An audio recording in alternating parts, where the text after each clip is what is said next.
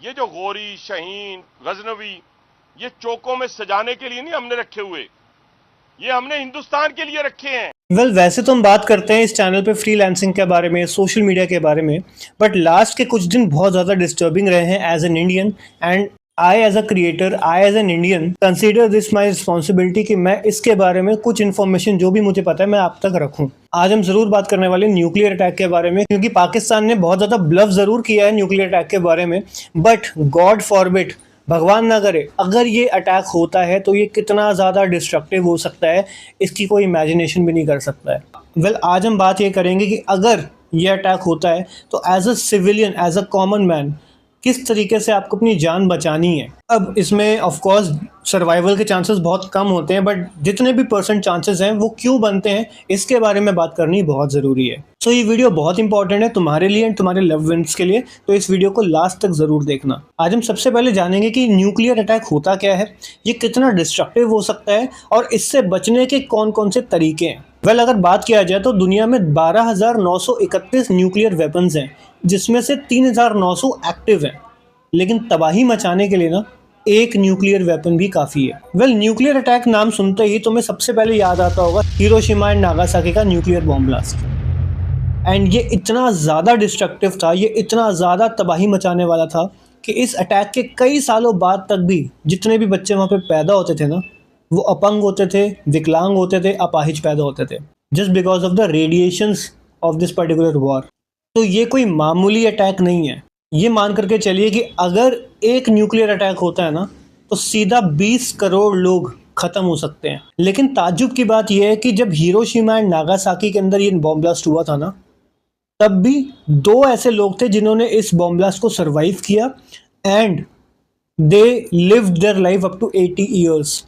तो उन्होंने ऐसा क्या किया उसके बारे में ज़रूर बात करेंगे, एंड तुम और मैं ऐसा क्या कर सकते हैं एज अ सिविलियन उसके बारे में भी बात करते हैं। रियल टाइम में हम क्या कर सकते हैं।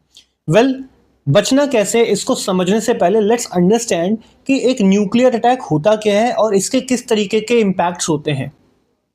न्यूक्लियर अटैक को साधारण भाषा में समझें तो इट्स अ वॉर जिसके अंदर न्यूक्लियर वेपन्स का यूज़ किया जाता है, जिसको यूज़ करने के बाद हाई एक्सप्लोजिव होते हैं, रेडियो एक्टिव फ्यूम्स निकलती हैं, एंड इसके इफेक्ट्स आपके स्किन पे, आपके हेल्थ पे, एटमॉस्फेयर पे, हर जगह पे पड़ते हैं।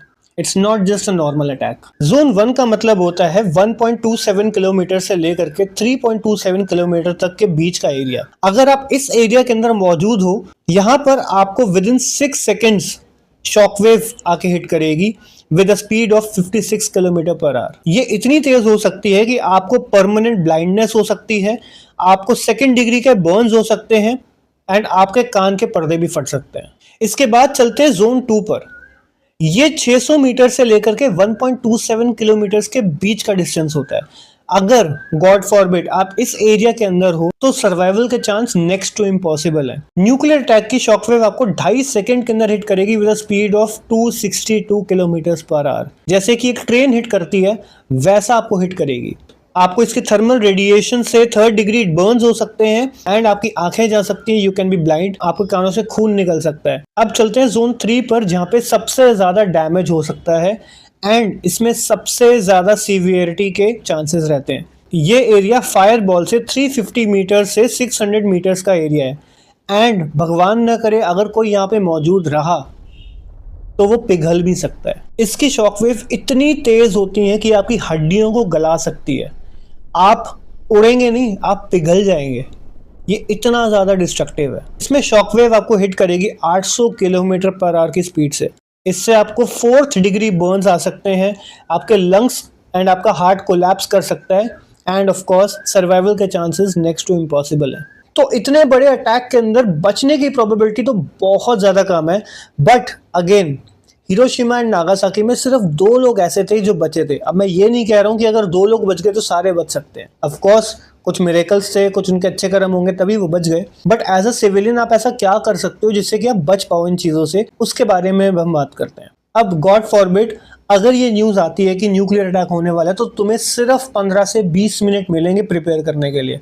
अब इस 15 से 20 मिनट में तुम्हें करना क्या है ये बहुत ज़्यादा ज़रूरी है। सबसे पहली चीज़, इन 15 मिनट के अंदर या तो आपको एक शेल्टर लेना है या फिर आपको बहुत दूर चले जाना है।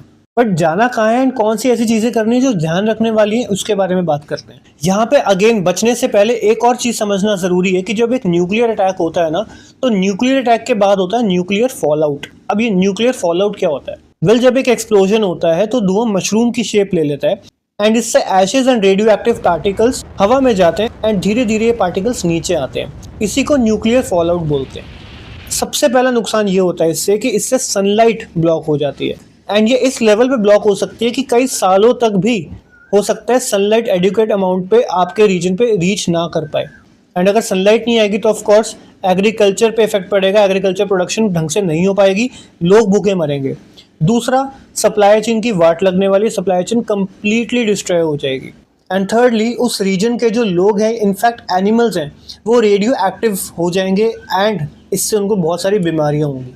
एंड यही सारी चीजें हिरोशिमा में भी हुई थी। अब मान लो 15 मिनट ही है तुम्हारे पास, तो तुम्हें एग्जैक्टली क्या करना है? इसके 4 फेजेस हैं। पहले मान लो न्यूक्लियर बॉम्ब गिरा, तो 0 से 2 मिनट तक तुम्हें क्या करना है, फिर 2 मिनट से 10 मिनट तक तुम्हें क्या करना है, और ऐसे करते करते तुम्हें कौन कौन से स्टेप्स लेने, इसके बारे में बात करते हैं। हिरोशिमा के अंदर जो 2 लोग सर्वाइव किए थे, वो इसलिए सर्वाइव कर गए थे क्योंकि वो बॉम्ब ब्लास्ट से 2 फुटबॉल फील्ड दूर थे। यानी कि तुम्हें इतना समझना पड़ेगा कि एटलीस्ट 2.5 किलोमीटर से 5 किलोमीटर के रेडियस के अंदर तुम्हें वहाँ पे प्रेजेंट नहीं रहना है अगर तुम्हें अपनी जान बचानी है तो। एंड सेकेंडली, वो इसलिए बच पाए क्योंकि उन्होंने अपने आप को एक बेसमेंट में छुपा लिया था। वेल, आप इस चीज़ को और ज़्यादा स्ट्रेंथन कर सकते हो। आपको सबसे पहले ये मेक श्योर करना है, आपको उस बॉम्ब ब्लास्ट के 5 से 10 किलोमीटर के रेडियस में नहीं प्रेजेंट रहना है। This has to be the very first thing. Second thing is, आपको दूर जाके किसी भी बेसमेंट के अंदर अपने आप को छुपाना है, वो भी कॉन्क्रीट वॉल के पीछे। एंड आपको वहाँ पे खड़ा नहीं रहना है, आपको वहाँ पे लेट जाना है अपना फेस कवर करके। इसी तरीके से आपको सबसे पहले खुद को सेफगार्ड करना है एंड मेक श्योर करना है कि कोई भी एयर का पैसेज खुला ना रहे, क्योंकि एयर रेडियो एक्टिव पार्टिकल से भरी पड़ी है। अगर वो ज़रा सा भी आपके कॉन्टैक्ट में आती है तो आप उसके साथ रिएक्ट कर जाओगे एंड हो सकता है आपकी डेथ भी हो जाए। आपका फेस पूरी तरीके से ढका होना चाहिए क्योंकि इसकी लाइटनिंग इतनी तेज होती है कि अगर आपने नेकेड आई से उसको देख लिया, आप अंधे हो सकते हो, आपको ब्लाइंडनेस हो सकती है। इसकी लाइटनिंग और इसकी शॉकवेव इतनी ज़्यादा डिस्ट्रक्टिव होती है कि 100 किलोमीटर्स तक में भी आप इसको देख सकते हो नेकेड आई से, जो कि आपको देखना बिल्कुल भी नहीं है। सो दैट्स द रीज़न आपको अपना फेस भी कवर करके रखना है। इतना डिस्ट्रक्टिव हो सकता है nuclear attack. Second thing is, कुछ भी होता है आपको अपनी गाड़ी के अंदर कहीं नहीं जाना है। आपके लिए आपकी गाड़ी सबसे ज़्यादा अनसेफ है बिकॉज गाड़ी की जो विंडो है वो टूट के आपके ऊपर गिर सकती है, आपको हार्म कर सकती है। एंड सेकेंडली, अगर आपको बाहर निकलना हुआ तो आप बाहर भी नहीं निकल पाओगे, आपकी बॉडी उस एयर के कांटेक्ट में आ जाएगी एंड वो रिएक्ट करना स्टार्ट कर देगी। क्योंकि ये शॉकवेव टोर्नेडो या साइक्लोन जैसा स्ट्रक्चर ले लेती हैं, तो कभी कांच घूम रहा है, कभी ईंटें घूम रही है, तुम्हें कुछ भी लग सकता है। So that is the very reason कि तुम्हें बाहर जाना है एंड तुम्हें किसी ऐसी जगह पे जाके अपने आप को किसी बेसमेंट में अपना शेल्टर सीक करना है। थर्ड वन इज, आपको किसी भी हालत में अपनी एसी या वेंटिलेशंस को ओपन नहीं रखना है। एयर के कांटेक्ट में आपको बिल्कुल भी नहीं आना है क्योंकि ये एयर इतनी ज़्यादा रिएक्टिव है कि अगर इसका एक भी पार्टिकल आपके बॉडी के अंदर गया तो ये आप मान लो कि फिर आप उसको सर्वाइव नहीं कर पाओगे। सो ये कुछ ऐसे पैरामीटर्स थे जिनके बारे में हमने बात करी। आई थॉट कि this is very important to share with you all and let's pray कि ऐसा कुछ बिल्कुल भी ना हो, इन चीज़ों को करने की ज़रूरत ना पड़े। इस वीडियो को ज़्यादा से ज़्यादा शेयर करना सो दैट अपने लव्ड वंस को तुम पहले से ही आगाह कर पाओ कि क्या करना है ऐसी चीज़ों के अंदर। And of course let's pray, let's hope कि everything should be fine soon. जय हिंद।